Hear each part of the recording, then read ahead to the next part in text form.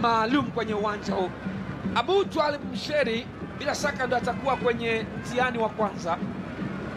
Penalty ya kwanza manake wataanza Azam, Yahya Omar Zaid, Brazilian boy Zaid ambaye amepewa usinga. Wanasema nyota njema huonekana asubuhi. Anayeanza kupiga penalty ya kwanza mara nyingi ni yule ambaye ana confidence, anajiamini zaidi, manake hiyo inaweza katibua ile saikolojia ya wachezaji. Kwa hiyo akianza mtaalamu maestro akiweka kambani, wengine wanasema hai, kazi inamalizika vizuri. Yahya Omar bin Zaid hana muda, anakwenda kushambulia penalty, anashambulia boli ndani ya kidoti kile, yeye na Abu Twalib Msheri.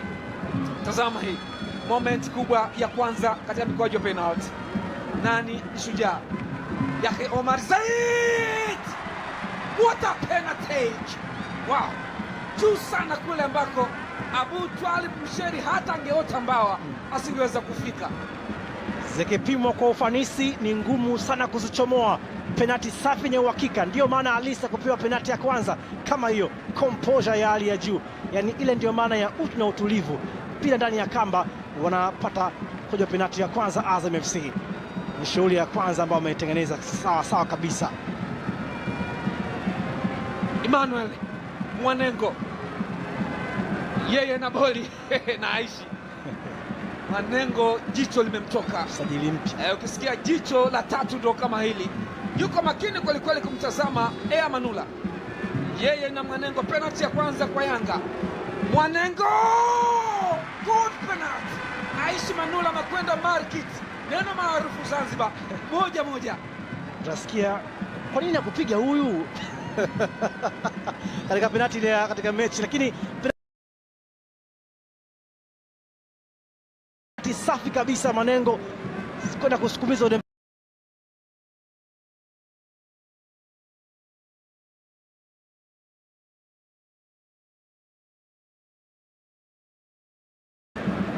mkwaju wa penalty wa pili kwa Azam. Twalib Nuru aliyesababisha mkwaju wa penalty. Twalib Nuru, what a penalty!